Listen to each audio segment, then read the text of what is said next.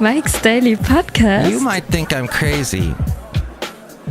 It's Mike Matthews broadcasting from Café Anyway, located somewhere in Podcastro Valleymont. Today, we are going to hear from the wonderful, what's his name?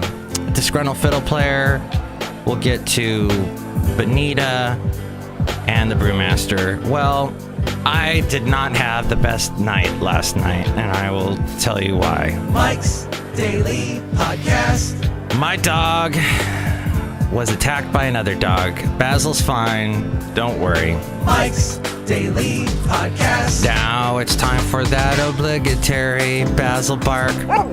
There you go. And last night it gets dark early, and so I'm walking down the street, and this lady goes, "Hey, can our dogs meet?" And I go, "Sure.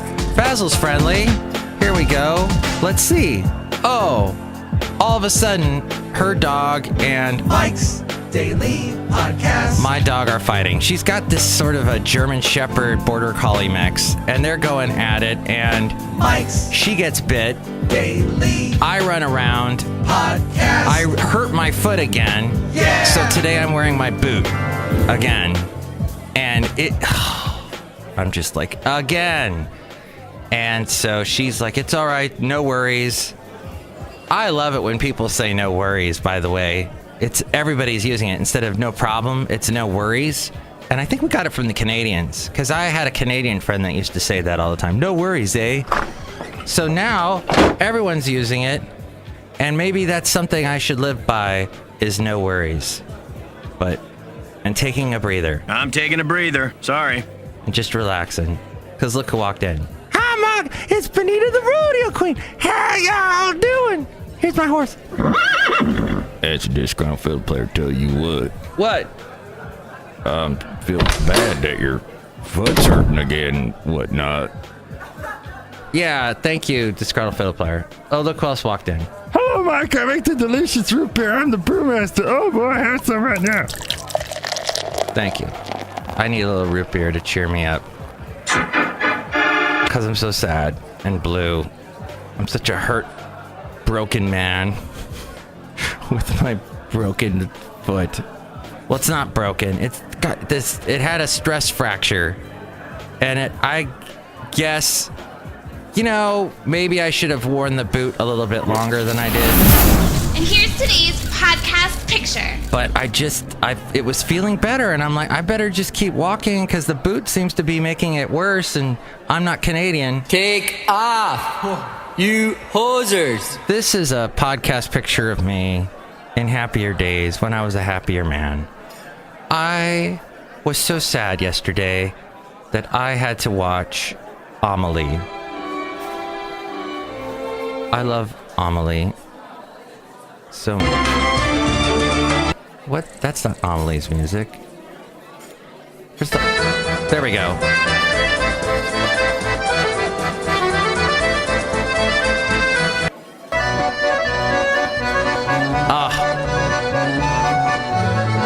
I love all that accordion stuff. It's so wonderful.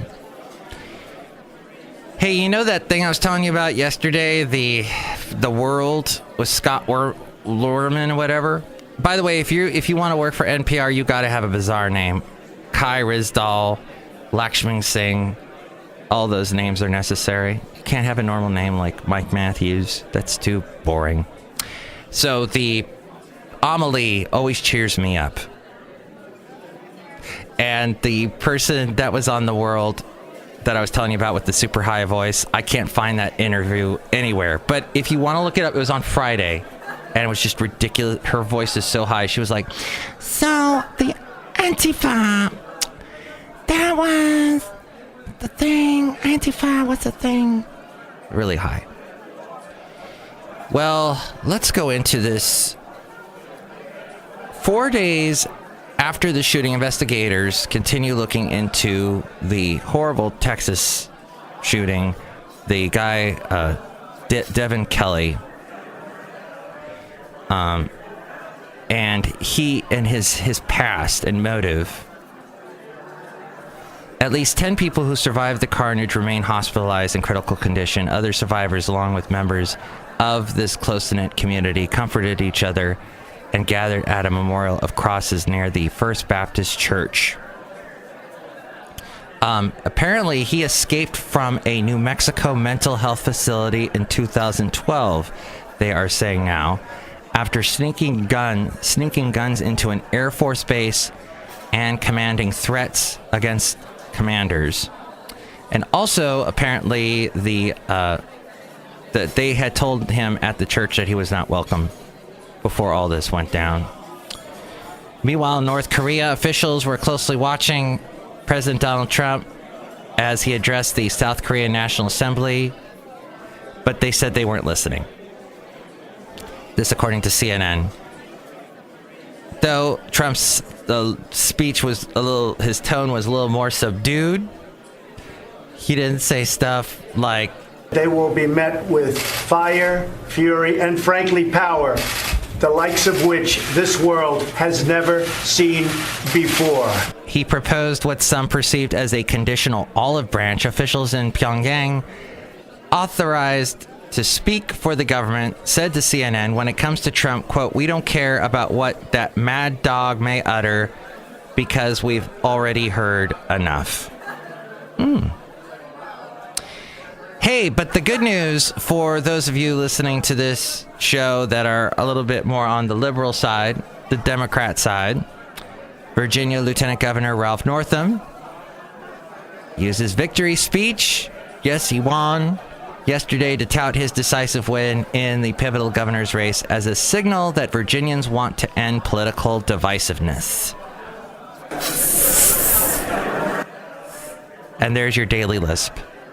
Northam's resounding victory dealt a blow to Republicans nearly a year to the day from Trump's own election win. It's been a year since I went to bed early in the evening, as I usually do, and the votes getting counted. I heard the first couple of states going to Hillary, and then all of a sudden everything going to Trump. And I'm taking a shower and I'm listening and I'm hearing, was it Rachel Martin on NPR? Sounding like hysterical. And the guy who looks at the stock markets, he was going, "Everything's going down the tubes, oh no." And luckily that turned around. The stock market's done really well. And, well, we haven't had World War III yet, and I'm keeping my fingers crossed. But yeah, that was a crazy night a year ago. And then I remember waking up at about midnight and checking my phone, just looking at I think I had it on Bing on my phone, because I get points with Bing, and it had Trump the winner, and I took a screenshot of it because I couldn't believe it. That with 99% of precincts reporting, Northam was nearly 9 points over Gillespie, Republican Ed Gillespie. And that was, that showed the Virginia Democrat with a slight edge. Oh, he had a slight edge going into Election Day. And okay, so the winners and losers of that. Democrats' morale would probably be a winner, this according to the Washington Post. It's become clear that Democrats have the momentum across the country, they say. That's apparent most notably in special elections, where they've often beat their 2016 presidential election performance, and also on the generic congressional ballot, where they lead in a few recent polls by double digits. Tragedy was overcome last night. One of the winners for the Virginia House of Delegates is Chris Hurst, the Democrat. For those who may vaguely remember that name, he is a former local TV news anchor, and sadly his girlfriend, Allison Parker, a reporter at the same station, was killed on live TV. You may remember that in 2015, along with her cameraman, killed by a disturbed former colleague on live TV. Hurst quit his job to run for office in her memory, and he won yesterday in one of several surprises for Democrats. And the Washington Post wrote, Democrats' redistricting hopes. After the 2016 election, 7 governors' races were spotlighted in the coming years that would be huge for Democrats' ability to prevent another drubbing in redistricting after the 2020 census. Topping that list was Virginia. And they They also write here that the losers were the Trump-style nationalism, that both Republican gubernatorial nominees ran with a version of Trump's nationalistic, often dark, anti-illegal immigration message, and neither saw it pay off. And Steve Bannon apparently is a loser. The Breitbart head, who is now targeting incumbent GOP senators in primaries, seemed to see a good talking point coming down the pike. Even if Gillespie just kept it close, he looks foolish now. He's closed an enthusiasm gap by rallying around the Trump agenda, Bannon said of Gillespie in a weekend piece in the New York Times. And I think the big lesson for Tuesday is that in Gillespie's case, Trumpism without Trump can show the way forward. If that's the case, Democrats better be very, very worried. Except not so much. Washington Post writes, Bannon's comments not only fly in the face of Trump's tweet, but they make it look like he totally misplayed the expectations game here, dealing a blow to his supposed political acumen. And Chris Christie, a big loser, even though he was termed out. He's done now. The Trump, I guess, was trying to distance himself from the Republicans involved in the race. Now on to Snapchat. Do you use that? Snapchat's growth has slowed to a crawl. Now, I just heard this morning that there was a Chinese company that apparently has bought a huge portion of the company. The company behind the social networks, Snap, saw daily active users climb by 5 million in the third quarter, just 3% growth from the second quarter and 17% from a year ago, bringing its total to 178 million. That trails the 300 million daily users on rival Instagram stories. Yes. 300 million versus 178 million. Instagram's parent, Facebook, boasted a year-over 16% growth rate, but off of a base more than 2 billion users. So, Snapchat's still facing stiff competition from Facebook. And finally, Uber is taking a big step towards making its vision of flying vehicles a reality, announcing today an agreement with NASA to develop a fleet of air taxis by 2020.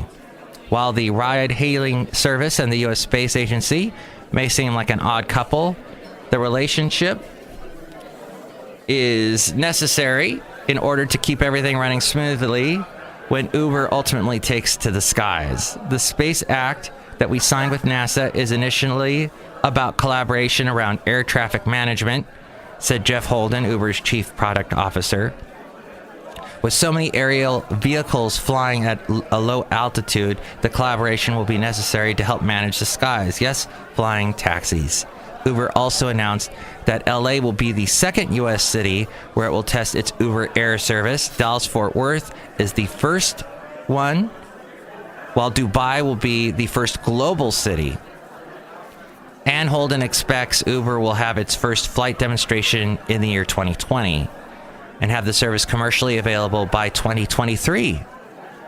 That's well ahead of the 2028 Olympics in LA, where the service could be especially useful as an already congested city prepares to host athletes and fans from around the world.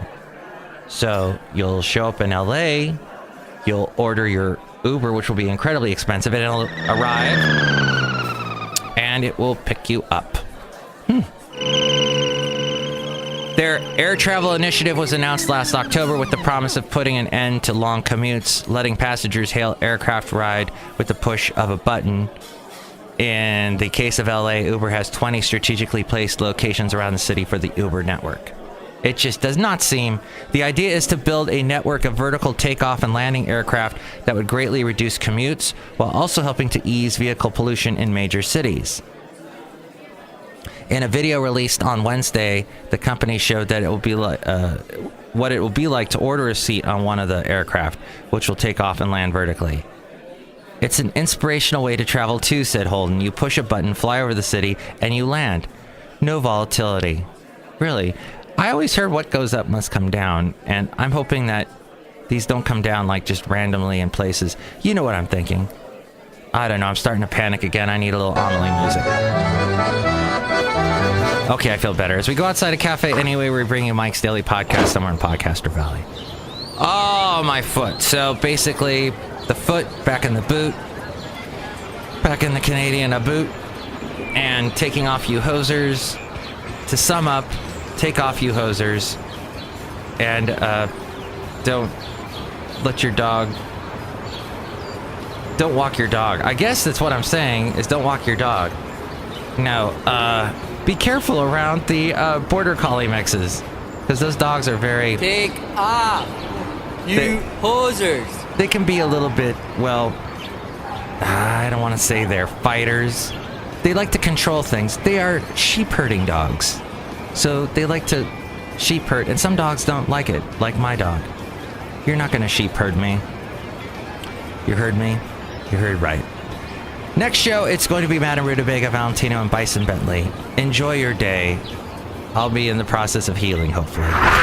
Mike's Daily Podcast is written and produced and performed by Mike Matthews. His podcast is super easy to find. Download or listen to his show and read his blog at mikesdailypodcast.com. Email Mike now at mikesdailypodcast@gmail.com. See you tomorrow. Bye! Oh, and the picture was of me in Fairmont Ridge with a goofy hat on.